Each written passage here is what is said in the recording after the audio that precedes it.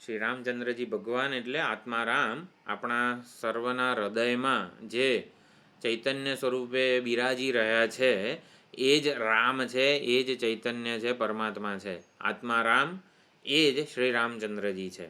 હૃદયમાં જેને આપણે કરતા ભોગતા રૂપે આ સમજી રહ્યા છીએ એ હકીકતમાં રામચંદ્રજી જ છે.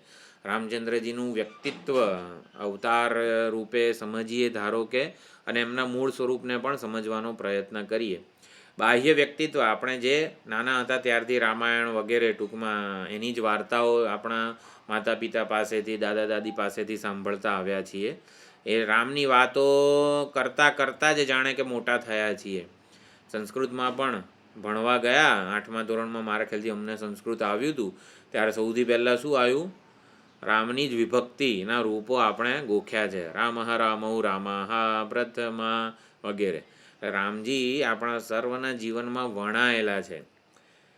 કોઈને પણ મળીએ ત્યારે કેવું રામ રામ એવું આપણે કહેતા હોઈએ છીએ. છૂટા પડીએ ત્યારે પણ રામ રામ, ચલો મળીશું, રામ રામ, જય શ્રી રામ વગેરે કહેતા હોય. બગાસું ખાઈએ ત્યારે હે રામ વગેરે. બગાસું ખાઈએ ત્યારે શું થાય છે? ઓલો ઉદાન વાયુ સક્રિય થાય છે. ઉદાન વાયુ છે ને હરિઓમ એટલે કે બીજો શું ઉત્ક્રમણ કરનારો છે. એટલે આ મોટેથી બગાસું હારો ઉદાન વાયુ જતો ના રહે બધાને લઈને. એટલે એમ છેલ્લે બગાસું ખાતા આપણે રામ બોલી દઈએ એમ કે છેલ્લી ઘડીએ રામ આપણા વાણીમાં હોય ને તો આપણું જીવનનું કલ્યાણ થઈ જાય. આમ પછી કંઈક આશ્ચર્ય થયું હોય, હે રામ આ શું થયું વગેરે એમ તો આશ્ચર્ય થયું હોય ત્યારે પણ રામને યાદ કરીએ છીએ. કંઈક અંધારામાં કે કંઈક ભય લાગ્યો હોય, કંઈક એકલા હોઈએ ને ત્યારે રામ રામ રામ આપણે જાણે કે જપતા હોઈએ છીએ, બોલતા હોઈએ છીએ. મરણકાળે મૃત્યુ નજીક હોય ને તો પણ આવી રીતે રામજીનું નામ, રામ નામ તારકમ સદા ભજો રે, શ્રી રામ જય રામ જય જય રામ, રામ નામ શું તારક મંત્ર છે એનો જપ કરતા હોય છે બધા આજુબાજુ ભેગા થયેલા બધા. અને ઓલું વિદાય લઈ લે જીવ ત્યારે રામ રમી ગયા વગેરે શબ્દ પ્રયોગ પણ થતો હોય છે. અને પછી જ્યારે ઠાઠડી બધા ઊંચકે રામ બોલો ભાઈ રામ, રામ નામ સત્ય હે. એ ટૂંકમાં જીવનથી આપણી વિદાય થાય ત્યાં સુધી રામજી આપણા જીવનમાં બહુ વણાયેલા છે. રામજી વિશે જે કંઈ પણ જાણીએ છીએ કે રામજી આદર્શ રાજા છે, આદર્શ પતિ છે, આદર્શ પુત્ર છે, આદર્શ શિષ્ય છે. વિશ્વામિત્ર, વશિષ્ઠ વગેરે જે ગુરુઓ છે બધાના આદર્શ શિષ્ય છે. આદર્શ પરાક્રમ, એમનું પરાક્રમ એમના જેવો પરાક્રમી બીજો કોઈ થયો નથી. 8 વર્ષના કે 12 વર્ષના કેટલા વર્ષના હતા તાડકા જેવી રાક્ષસી વગેરેને મારીચ ને સુબાહુ વગેરે બધા રાક્ષસોને એમનો વધ કરેલો છે. રામજી જેવો વૈરાગ્ય પણ કોઈ આદર્શ છે. રામજીનો વૈરાગ્ય, રાજપાટ વગેરે બધું હતું અને છતાં એ યોગ વશિષ્ઠમાં બહુ સુંદર ચર્ચા આવે છે. એટલે રામજીનો વૈરાગ્ય પણ બહુ જ પ્રશંસનીય છે. 16 વર્ષના હતા. 16 વર્ષના યુવાનને આ જગતના વિષયોમાં કોઈ આકર્ષણ ન રહે વગેરે એટલે વૈરાગ્ય જન્મેલો છે. એનું પણ સુંદર નિરૂપમ યોગ વશિષ્ઠનું આખું વૈરાગ્ય પ્રકરણ છે. તો એમાં આ બધી ચર્ચા થયેલી છે. એટલે રામજી ઈશ્વર છે, અવતારી છે અને કૌશલ્યાનંદન, દશરથનંદન વગેરે રૂપે અવતાર ધારણ કરેલો છે. અને રામ પરબ્રહ્મ રામચરિત માનસમાં પણ બહુ સુંદર બધું સ્તુતિ વગેરે થયેલી છે. એટલે રામને આપણે ઓળખીએ બધા પાસાથી તો રામજીની આપણે ભક્તિ વગેરે કરી શકીએ. રામ ભક્તિ આપણા હૃદયમાં પ્રાદુર્ભૂત થાય. રામો ભૂતવા રામમ યજેત. તો રામ જેવા બનીને રામની ભક્તિ કરવી જોઈએ. રામો ભૂતવા રામમ યજેત. રામ જેવા બનીને એટલે શું? આપણામાં જે કંઈ પણ આ રામજીના જેટલા ગુણો આપણે કીધા, યાદ કર્યા, એ બધા આપણામાં લાવવાનો પ્રયત્ન કરીએ. થોડાક રામજીના બહુ સુંદર શ્લોકો છે, એકવાર બોલી લઈએ, જોઈ લઈએ.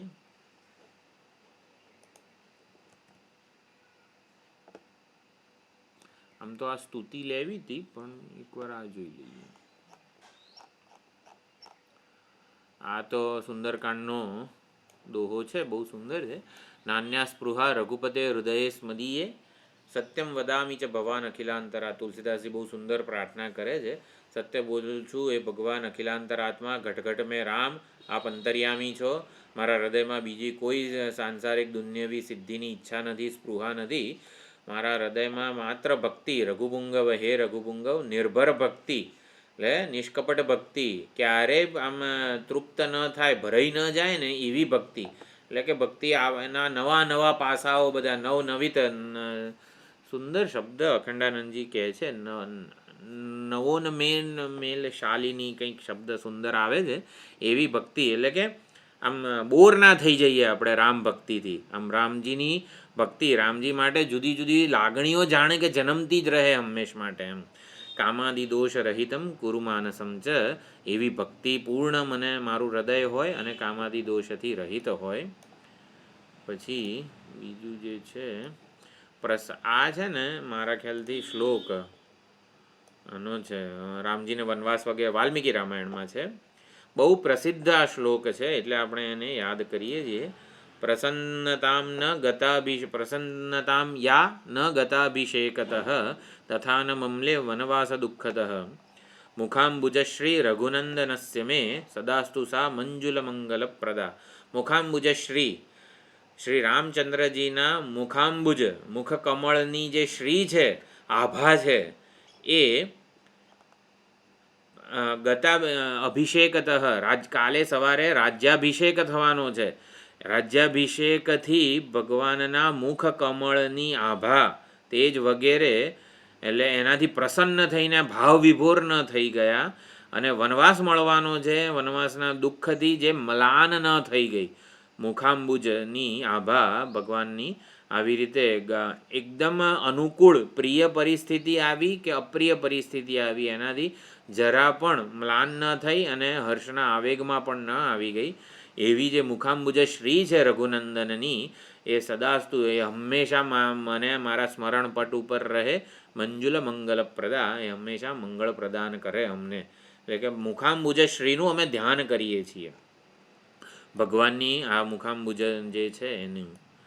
પછી આ પણ બહુ સુંદર વાલ્મીકી રામાયણનો શ્લોક છે. વંદે મહાપુરુષ તે ચરણારવિંદમ. સામાન્ય રીતે બધા કથાકારો જે છે ભાગવતના કે રામાયણના, આ શ્લોક મંગલાચરણમાં બોલતા હોય છે. ત્યક્ત્વા સુદુસ્ત્યજ સુરેપ્સિત રાજ્યલક્ષ્મીમ ધર્મિષ્ઠ આર્યવચસા યદગાદરણ્યમ. ત્યક્ત્વા એટલે સુદુસ્ત્યજ સુરેપ્સિત રાજ્યલક્ષ્મી, અયોધ્યાની રાજ્યલક્ષ્મીનું વર્ણન છે. સુદુસ્ત્યજ સુરેપ્સિત, સુર ઈપ્સિત, સુર એટલે દેવો, દેવો વડે પણ જેની કામના થાય છે, દેવો વડે પણ જે ઈપ્સિત છે, ઈષ્ટ છે એવી રાજ્યલક્ષ્મી, કે જેને છોડવી અત્યંત કઠિન હતી, સુદુસ્ત્યજ હતી, એને પણ સરળતાથી છોડીને, એટલે કે રાજ્યાભિષેક થવાનો હતો, એને પણ સરળતાથી છોડીને ભગવાન શ્રી રામજી ધર્મિષ્ઠ આર્યવચસા, જે દશરથ રાજાના વચનમાં દશરથ રાજાના વચનને સત્ય કરવા માટે ધર્મિષ્ઠ ભગવાન યત અગાત અરણ્યમ, એટલે કે અરણ્યમાં ગયા, અગાત એટલે ગયા, એટલે કે વનવાસનો સ્વીકાર કર્યો. અને પછી માયામૃગમ, મારીચ જે ઓલું શું સુનેરી મૃગ વગેરે જે છે માયામૃગ હતું, દયિતયા ઈપ્સિતમ અન્વધાવત. દયિતયા, સીતાજીએ અત્યંત આવી રીતે પ્રાર્થના કરી કે મને આ મૃગ જોઈએ છે, તો ઈપ્સિત દયિતયા એટલે કે પોતાના પત્ની પ્રિયા એવા સીતાજીના ને જે જોઈતું તે માયામૃગ પાછળ જે અન્વધાવત, જે પાછળ દોડી રહ્યા છે ને, જો કેવા બધા કવિઓને ભગવાનનું કયું રૂપ વધારે ગમે છે એમ. દયિતયા ઈપ્સિત માયામૃગમ અન્વધાવત, તો જે ઓલા માયામૃગની પાછળ દોડી રહ્યા છે એવા વંદે મહાપુરુષ તે ચરણારવિંદન, એવા શ્રી રામચંદ્રજી મહાપુરુષના તે ચરણારવિંદને અમે વંદન કરીએ છીએ. એટલે કે માયામૃગની પાછળ દોડનારા જે ચરણારવિંદ છે રામજીના, એનું અમે ધ્યાન કરીએ છીએ, એમને વંદન કરીએ છીએ. ખેલતી મમ હૃદય ભજન સુંદર છે. રામજીનું આ અહંગ્રહ ઉપાસના છે. આ શરીરમાં રહેલું કરતા ભોગતા ચૈતન્ય શ્રી રામચંદ્રજી જ છે. અહંગ્રહ ઉપાસના બહુ સુંદર રીતે આમાં વર્ણવવામાં આવી છે. મારા હૃદયમાં શ્રી રામચંદ્રજી ભગવાન જ લીલા કરી રહ્યા છે, એ જ બોલી રહ્યા છે, એ જ સાંભળી રહ્યા છે, એ જ જોઈ રહ્યા છે. મોહ મહાર્ણવ તારકકારી, મોહ મહાર્ણવ, જે મોહનો ભ્રાંતિનો આ જે સમુદ્ર છે હૃદયમાં જે અજ્ઞાન છે ને, એમાંથી અમને તારનારા છે. બહુ સુંદર આપણી કંઈક જે શિવમહિમની ચોપડી છે ને, એમાં પાછળ જે શ્લોક લખેલો છે શિવાનંદ લહેરીનો, એ છે કે સૂર્ય જ્યારે ઉગે છે ત્યારે પર્વતની કોટર ને ગુફામાં જાણે કે કેટલું બધું અંધારું હોય છે, અત્યંત ગાઢ અંધકાર હોય છે. તો સૂર્યોદય થવા માત્રથી જ જો પર્વતની કેટલી બધી ગાઢ અંધકારવાળી ગુફા જે છે એનો અંધકાર ભગવાન સૂર્યના કિરણોથી દૂર થાય જ છે ને. તો શંકરાચાર્યજી શિવજીને કહે છે કે મારા હૃદયમાં જ કરોડો સૂર્ય સમાન ચૈતન્ય સ્વરૂપે તમે પ્રકાશી રહ્યા છો હૃદયમાં, તો પછી હૃદયરૂપી ગુફાનો અંધકાર દૂર કેમ નથી કરતા? એટલે શંકરાચાર્યજી બાળક બનીને જાણે કે શિવજીને પ્રાર્થના કરે છે. તેવી રીતે અહીંયા મોહ મહાણ તારણકારી, પછી શું છે એવો જ ભાવ અહીંયા છે કે હૃદયમાં રહેલું જે છે ને, હૃદયમાં પ્રકાશી રહેલા છો રામચંદ્રજી, તો હૃદયનો જે અંધકાર જે મોહ છે ને એમાંથી અમારો ઉદ્ધાર કરો. રાગ દ્વેષ મુખાસુર મારી, મુખ અસુર એટલે કે રાગ અને દ્વેષ રૂપી જે મુખ્ય અસુરો છે એને તમે મારો, એનો નાશ કરો. શાંતિ વિદેહ સુતા સહચારી, વિદેહ જે દેહાભિમાનથી વિદેહ રાજા જનક જે છે એમની સુતા એટલે સીતાજી શાંતિનું પ્રતીક છે, શાંતિ રૂપક આપેલું છે. તે શાંતિ વિદેહ સુતા સહચારી, તો એમની સાથે વિચરણ કરનારા જે છે. દહરાયોધ્યા નગર વિહારી, આપણું જે દહરાકાશ છે, આ હૃદયમાં જે દહરાકાશ છે એમાં જ એ વિહાર કરનારા છે. પરમહંસ સામ્રાજ્યોદ્ધારી, પરમહંસોનું સામ્રાજ્ય જે છે એના સમ્રાટ છે. પરમહંસ એટલે ચૈતન્ય સ્વરૂપ જ્ઞાનનિષ્ઠ હોય ને એ પરમહંસ કહેવાય છે. ક્ષત્રિય બ્રહ્મનિષ્ઠ આચાર્ય વગેરે જે છે એ જ્ઞાનનિષ્ઠ, તો પરમહંસનું સામ્રાજ્ય સમ્રાટ બની જાય છે. જ્ઞાનનિષ્ઠને સમ્રાટ સાથે સરખાવવામાં આવે છે. પરમહંસનું સામ્રાજ્ય સ્થાપિત કરનારા છે હૃદયમાં. સંપૂર્ણ નિરંકુશ સામર્થ્ય જેનું છે એને સમ્રાટ કહેવામાં આવે છે. એટલે જ્યારે અજ્ઞાન અને અજ્ઞાન કાર્યથી સંપૂર્ણપણે મુક્ત હોઈએ ત્યારે ચૈતન્યની કોઈ જ એને સંકોચ રહેતો નથી. એ પરમહંસ બની જાય છે, સમ્રાટ બની જાય છે. સત્ય જ્ઞાનાનંદ શરીરી, સત્ય જ્ઞાન અને આનંદ એમનો વિગ્રહ છે. શ્રી રામચંદ્રજીના ગુણો અહીંયા કહે છે. સત્યમ દાનમ તપસ્ત્યાગ, મિત્રતા શૌચમ આર્જવમ, વિદ્યા ચ ગુરુ શુશ્રૂષા, ધ્રુવાણી એતાની રાઘવે. તો રાઘવ શ્રી રામચંદ્રજીમાં આટલા ગુણો ધ્રુવાણી નિશ્ચિતપણે હંમેશા હોય છે. એટલે કયા કયા છે? તો સત્ય જોવું હોય ને તો રામચંદ્રજીમાં જોવાય હંમેશ માટે. દાન આપવામાં પણ રામચંદ્રજી અત્યંત દાનવીર છે. તપશ્ચર્યા પણ છે પૂરી. ત્યાગ છે, મિત્રતા છે. રામચંદ્રજીના સખા મિત્રો કોણ કોણ છે રામચંદ્રજીના?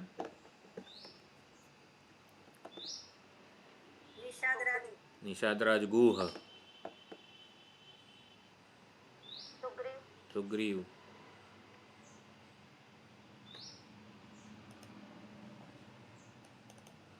તો એટલે મિત્રતા એમણે પૂરેપૂરી, જેને કહેવાય સુહૃત, કોઈ પ્રકારના વળતા બદલાની અપેક્ષા વગર એમણે બધાએ એટલે મિત્રતા પૂરેપૂરી દાખવી છે રામચંદ્રજીએ. શૌચમ અને આર્જવમ એટલે નમ્રતા, સરળતા, અત્યંત સરળ. રામ શબ્દ બોલવામાં પણ, રામનું જે નામ છે એ પણ અત્યંત સરળ છે. કૃષ્ણમાં તો બધું કૃષ્ણ બોલતાય કોઈ ના આવડે, એટલે આર્જવમ જેનું નામ પણ અત્યંત સરળ છે. વિગ્રહ તો સરળતાનો સાક્ષાત વિગ્રહ છે. શૌચમ એટલે શુચિ વગેરે. વિદ્યા અને ગુરુ શુશ્રૂષા, ધ્રુવાણી, આ બધું ભગવાન શ્રી રાઘવમાં ધ્રુવ હંમેશ માટે નિશ્ચિત જોવા મળે છે. ભગવાન શ્રી રામચંદ્રજીની પ્રતિજ્ઞા કેવી છે? સકૃદેવ પ્રપન્નાય, એકવાર મને શરણાગત થાય, મારું શરણ સ્વીકારે. કેવી રીતે? ભગવાન તમારો છું, યાદ રાખજો બાપુ. તો તવાસ્મી, ભગવાન તમારો છું. તવાસ્મી એ શરણાગતિ મંત્ર છે. ભગવાન તમારો છું, તવ અસ્મી અહમ અસ્મી, તે એ પ્રમાણે યાચતે, એ પ્રમાણે શરણાગતિ સ્વીકારે છે, યાચના કરે છે. અભયમ સર્વભૂતેભ્યો દદામી એતદ વ્રતમ મમ, આમ હાથ ઊંચો કરીને ભગવાન અહીંયા કહે છે કે હું એને સર્વભૂતોથી અભયદાન આપી દઉં છું, એ મારું વ્રત છે. તો એ પ્રમાણે ભગવાન શ્રી રામચંદ્રજીની પ્રતિજ્ઞા છે. 12 વર માગઉં હરષિ દેહુ શ્રી રંગ, પદ સરોજ અન પાયની ભગતિ સદા સત્સંગ. મારા ખ્યાલથી વિભીષણ કે જટાયુ ખબર નહીં, બેમાં જટાયુ બોલે છે કે બહુ યાદ નથી મને. 12 વર માગું હર્ષિ દેવું શ્રીરંગ. હે શ્રી રામચંદ્રજી, વારંવાર એ જ વર માગું છું કે પદ સરોજ આપણના ચરણ કમળની અનપાયની, ક્યારે પૂરી ન થનારી, ઓછી ન થનારી ભક્તિ અને સત્સંગ મને આપતા રહો. હંમેશા અહીંયા છે ને આપણા રામચરિત માનસમાં પણ બધા ભક્તોએ ચરણ કમળની ભક્તિ માગી છે. ચરણ કમળની ભક્તિ એટલે આમ ખબર છે તો પણ પૂછજો વૈદેહીબેનને શું અર્થ થાય છે, આજે કહેજો. ચરણ કમળની ભક્તિ માંગ જે હોય ત્યાં, જ્યાં હોય ત્યાં બધું ચરણ, ભગવાન ચરણ કમળની ભક્તિ આપો એટલે આમ શું, આમ કંઈક વિચાર આવે છે કંઈ. આઈ થિંક કીધેલું તો છે મેં એકાદ વાર.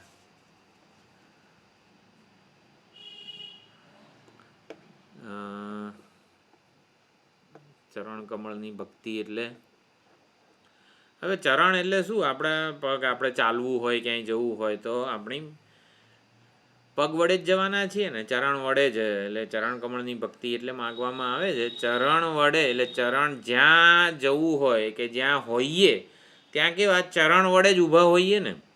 જ્યાં આપણી સ્થિતિ હોય એ ચરણને લીધે જ છે ને. રસોડામાં હોઈએ, સ્કૂલમાં હોઈએ, આશ્રમમાં હોઈએ, ક્યાં કઈ રીતે પહોંચ્યા? ચરણને લીધે પહોંચ્યા. એટલે કે આપણી પ્રતિષ્ઠા જે છે ને, સ્થિતિ પ્રતિષ્ઠા ચરણમાં હોય અથવા તો ચરણને લીધે હોય. એટલે ચરણ કમળની ભક્તિ પ્રદાન કરો એટલે કે ભગવાનની પ્રતિષ્ઠા. ઓલો ભૂમા વખતે, ભૂમ વિદ્યા જ્યારે ભણ્યા ત્યારે ઓલા નારદજી કહે છે ને ભૂમા કઈ રહેલો છે, ભૂમાની પ્રતિષ્ઠા ક્યાં છે એવો પ્રશ્ન પૂછવામાં આવેલો. એટલે પછી સનત કુમારે કીધું હતું ને, સ્વે મહિમની યા યદિવા ન મહિમની હતી, કે ભૂમા તો પોતાના પ્રતિષ્ઠામાં છે અથવા તો એને કોઈ પ્રતિષ્ઠાની આવી રીતે બહારથી જરૂર નથી વગેરે જે જવાબ આપ્યો તો એનો જ અહીંયા સંદર્ભ છે. એ ચરણ કમળની ભક્તિ પ્રદાન કરો એટલે કે ભગવાનના ચરણ કમળ એટલે શું, કે ભગવાનની પ્રતિષ્ઠા. પ્રતિષ્ઠા એટલે પોતાનું સ્વરૂપ. એટલે કે અકામી નામ સ્વધામદમ વગેરે જે અત્રિ મુનિએ કીધું છે ને, સ્વધામ પોતાનું સ્વરૂપ આપી દે છે. નિષ્કામ, તમે સકામ ભાવે જાઓ તો કામના પૂર્તિ કરે છે, અને નિષ્કામ ભાવે જાઓ તો પોતાનું સ્વધામ એટલે કે સ્વરૂપ આપી દે છે. એટલે ચરણ કમળની ભક્તિ એટલે ચરણ કમળ એટલે પ્રતિષ્ઠા, પ્રતિષ્ઠા એટલે સ્વરૂપ. એટલે સ્વરૂપ પોતાનું આપી દેનારા છે. સ્વરૂપની ભક્તિ આપો એમ, એટલે કે આપના સ્વરૂપનું જ્ઞાન કરાવો વગેરે. ટૂંકમાં વેદાંત આવો અર્થ કરતા હોય છે વેદાંતિઓ. એટલે ચરણ કમળની ભક્તિ એટલે પ્રતિષ્ઠા, પ્રતિષ્ઠા એટલે સ્વરૂપ, પોતાનું સ્વધામ જે છે એ. પદો સરોજન પાયની. તો ચલો આ થોડા શ્રી રામચંદ્રજીના શ્લોકો છે. આમ તો ઓલું અકામી નામ શું છે, અત્રિ મુનિકૃત સ્તુતિ છે ને, એ ખરેખર આપણે કંઠસ્થ હોવી જોઈએ. બહુ સુંદર છે. રામ નવમીની થોડી ઘણી વાતો તો હતી. નવમી 9 દિવસ, જેમ શું છે ચૈત્ર નવરાત્રિ. નવરાત્રિમાં કેવું છે, પહેલાં 3 દિવસ દુર્ગા કાલીની આરાધના થાય. એટલે બધા વિઘ્નો, દુર્ગ એટલે વિઘ્નો, પરમાત્માની પ્રાપ્તિમાં જે કંઈ પણ દુર્ગ એટલે કે વિઘ્નો, પ્રતિબંધ, અંતરાય જે છે એને કાલીમાની જે આરાધના જે છે એ બધા વિઘ્નોને દૂર કરે. પછી લક્ષ્મીજી, મહાલક્ષ્મીની આરાધના 3 દિવસ હોય છે. એટલે કે આંતરિક સૌંદર્ય વગેરે આપણને, આંતરિક દૈવી ગુણો, સંપત્તિ, સદગુણો, સાધન ચતુષ્ટય. એટલે એકવાર બધા પ્રતિબંધો દૂર થાય ને તો પછી આંતરિક દૈવી સ્વભાવ જે છે ને એ પ્રાપ્ત થાય. એટલે દોષ અપનયન અને ગુણ આધાન બંને હોવું જોઈએ. એટલે સદગુણો વગેરેની પ્રાપ્તિ થાય. આંતરિક સૌંદર્ય અથવા તો આંતરિક સૌંદર્ય એટલે કે સાધન ચતુષ્ટય વગેરેની પ્રાપ્તિ થાય. એ પહેલાં બીજા 3 દિવસ મહાલક્ષ્મીની આરાધના છે. અને પછી એ જે હૃદય શુદ્ધ થાય, નિર્મળ થાય, બધું કલ્મશ દૂર થાય. પછી એ હૃદયમાં જે ચૈતન્ય વગેરે ટૂંકમાં જ્ઞાન છે ને, એ પછી જ્ઞાનની આરાધના એટલે કે સરસ્વતી દેવીની આરાધના થતી હોય. એટલે એના દ્વારા આપણે પરમાત્માનો સ્વરૂપતઃ જ્ઞાનપૂર્વક જાણી શકીએ. તો નવરાત્રિનો આ અર્થ છે. તો રામનવમી 9 દિવસ જે છે ટૂંકમાં. તો રામનવમી કેમ, નવમની તિથિએ કેમ જન્મે રામાવતાર થયેલો છે? તો આ તો બધું કનેક્ટ એવી રીતે થાય કે 9 પ્રકારના અપરાધ જે છે એ આપણને એમાંથી બચાવવા માટે છે રામનવમી, રામાવતાર 9મી તિથિએ. એટલે કે આપણે કાયિક, વાચિક અને માનસિક, તો 3 સ્તરે 3 પ્રકારના જે કંઈ અપરાધ થઈ ગયા હોય છે એમાંથી આ રામ નામ જે છે, રામજીનું શરણ, રામજીનું ભજન, રામ નામનું સંકીર્તન વગેરે આપણને મુક્ત કરનારું છે. 3 સ્તરે 3 પ્રકારના અપરાધ થતા હોય છે. કાયિક, વાચિક, માનસિક સ્તરે 3 અપરાધ જે થતા હોય છે એમાંથી બચવા માટે, મુક્ત કરવા માટે રામનવમીના દિવસે રામાવતાર થયેલો છે. એ હવે આવતી વખતે જોઈશું બુધવારે થોડુંક, અને પછી આ અત્રિ મુનિકૃત સ્તુતિ છે વગેરે એનો પણ થોડો વિચાર કરીશું. અત્રિકૃત મુનિ બહુ સુંદર છે, તો એ પાઠ કરીશું એકવાર ત્યારે. ઓમ પૂર્ણમદ પૂર્ણમિદમ પૂર્ણાત પૂર્ણમુદ બુધવારે તો હશે ને પણ ક્લાસ, ખબર નહીં મને નથી, આપણામાંથી તો કોઈ જવાનું નથી. ચાલ, પૂર્ણમદ પૂર્ણમિદમ પૂર્ણાત પૂર્ણમુદચ્યતે પૂર્ણસ્ય પૂર્ણમાદાય પૂર્ણમેવાવશિષ્યતે. ઓમ શાંતિ શાંતિ શાંતિ. હરિ ઓમ. શ્રી ગુરુભ્યો નમઃ. હરિ ઓમ.